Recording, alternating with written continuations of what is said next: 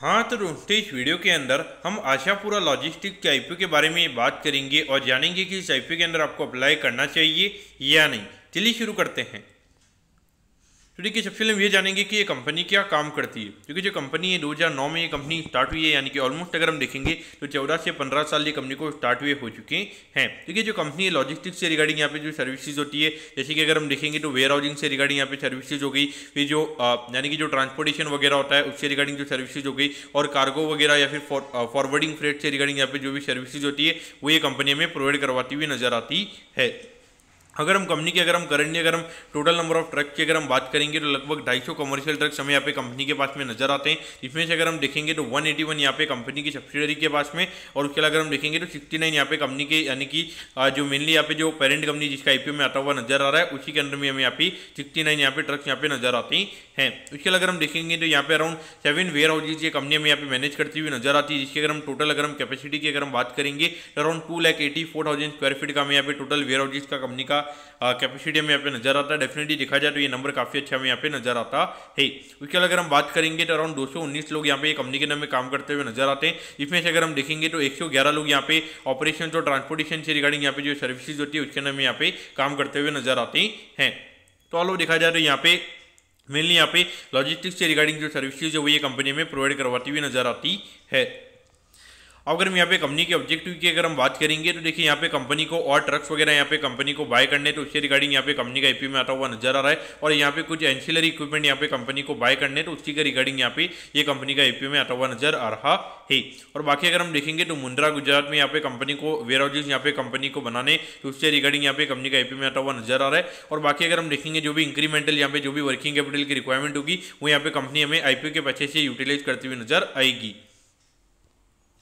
अब अगर हम कंपनी के फाइनेंशियल्स की अगर हम बात करेंगे तो देखिए, यहाँ पे 2022 में लगभग 227 करोड़ के लगभग कंपनी का रेवेन्यू का नंबर था। फिर ये नंबर हमें 222 करोड़ के लगभग होता हुआ नजर आया था। और अभी जो रिसेंटली जो फाइनेंशियल ईयर खत्म हुआ है वहाँ पर अगर हम बात करेंगे तो 199 करोड़ के लगभग का रेवेन्यू का नंबर हमें यहाँ पे ये कंपनी का नजर आता है। यानी कि ऑलमोस्ट अगर हम देखेंगे तो लास्ट 2 साल से लगातार जो कंपनी के रेवेन्यू के नंबर्स है वो हमें यहाँ पे गिरते हुए नजर आ रहे हैं। लेकिन अगर हम प्रॉफिटेबिलिटी की बात करेंगे तो लगभग 7 करोड़ से सीधा लगभग 12 करोड़ के लगभग का जो प्रॉफिट है वो यहाँ पे ये कंपनी का में होता हुआ नजर आया है। डेफिनेटली अगर आप देखोगे तो ये कैसे हो रहा है ये मुझे डेफिनेटली पता नहीं चला, क्योंकि देखिए बाकी अगर आप बिजनेस में अगर आप देखोगे हर साल लगातार आपके जो एक्सपेंसेस होते हैं बिजनेस से रिलेटेड वो हर साल आपके बढ़ते हैं। लेकिन यहाँ पर अगर आप देखोगे तो ऑलमोस्ट यहाँ पे कंपनी का रेवेन्यू यहाँ पे 227 से अगर हम बात करेंगे तो ऑलमोस्ट यहाँ पे 199 हुआ, यानी कि लगभग अगर आप देखोगे 28 करोड़ से कंपनी का रेवेन्यू का नंबर हमें यहाँ पे कम होता हुआ नजर आया। लेकिन 5 करोड़ से यहाँ पे जो कंपनी की प्रॉफिटेबिलिटी वो ऑलमोस्ट हमें यहाँ पे बढ़ती हुई नजर आई है। यानी कि कहीं ना कहीं देखा जाए तो नंबर्स यहाँ पे डेफिनेटली अगर हम देखेंगे तो आईपीओ से पहले यहाँ पे थोड़ा बहुत इन्फ्लेटेड नंबर्स हमें यहाँ पे कंपनी की तरफ से दिखाए जा रहे हैं। डेफिनेटली इसमें कोई भी दो राय यहाँ पे नहीं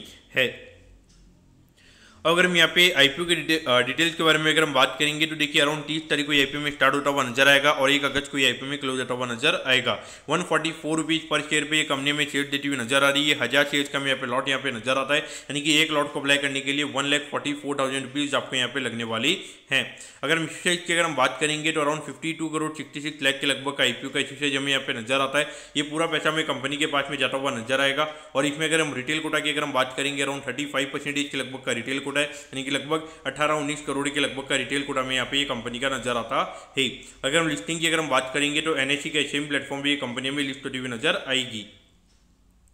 अगर हम टाइम टेबल के बारे में अगर हम बात करेंगे तो देखिए, 2 तारीख को आपको पता चल जाएगा कि आपको अलॉटमेंट मिला ही, यानी कि अलॉटमेंट नहीं मिलता है तो 5 तारीख को रिफंड मिल जाएगा।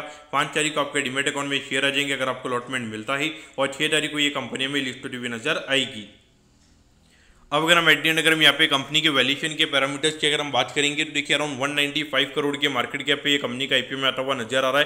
तो इसके हिसाब से अगर हम बात करेंगे तो ऑलमोस्ट अराउंड 15-16 के पी रेशियो पे ये कंपनी का आईपीओ में आता हुआ नजर आ रहा है। देखिए, वैल्यूएशन वाइज भले आपको यहाँ पे थोड़ा सस्ता लगेगा, लेकिन अगर मुश्किल अगर हम यहाँ पे ग्रोथ वाइज अगर हम बात करेंगे तो पिछले 2 साल से कोई रेवेन्यू ग्रोथ हमें यहाँ पे देखने को नहीं मिला है, और बल्कि अगर हम देखेंगे तो रेवेन्यू में और यहाँ पे डिक्लाइन होता हुआ नजर आ रहा है। डेफिनेटली अगर हम देखेंगे तो लॉन्ग टर्म में यहाँ पे थोड़ी एक अच्छी ग्रोथ स्टोरी हमें यहाँ पे बनती हुई नजर आ सकती है, क्योंकि यहाँ पे कंपनी में और वेयर हाउसेज अगर ये कंपनी बनाएगी तो वहाँ पे डेफिनेटली आने वाले टाइम पे एक अच्छा रेवेन्यू ग्रोथ हमें देखने को मिल सकता है। और उसके अगर हम देखेंगे तो यहाँ पे थोड़ा बहुत अगर हम देखेंगे तो यहाँ पे बी लाइन कैपिटल से में ये आईपीओ आता हुआ नजर आ रहा है। तो उस पॉइंट से डेफिनेटली मार्केट में एक बार के लिए लिस्टिंग गेन के पॉइंट से डेफिनेटली आईपीओ के नाम में डिमांड देखने को मिलने वाली है। अगर हम ग्रे मार्केट की अगर हम बात करेंगे तो ऑलरेडी अराउंड 40 रुपये के लगभग ग्रे मार्केट में यहाँ पे ट्रेड होता हुआ नजर आ रहा है। देखिए ग्रे मार्केट ये बता रहा है कि लगभग 40,000 रुपये आपको यहाँ पे लिस्टिंग पे आईपीओ के अंदर मिल सकते हैं। उस पॉइंट से यहाँ पर आपको क्या करना चाहिए, तो देखिए मेरे ख्याल से डेफिनेटली यहाँ पर आपको लिस्टिंग गेन के लिए डेफिनेटली यहाँ पर आपको अप्लाई करना चाहिए, क्योंकि मार्केट में भी इस तरीके का लिक्विडिटी फ्लो में यहाँ पे ऐसे में आईपीओ के अंदर देखने को मिल रहा है। तो वहाँ पे डेफिनेटली अगर लिस्टिंग के चांसेस, अगर लिस्टिंग गेन के चांसेस अगर दिख रहे हैं तो वहाँ पे डेफिनेटली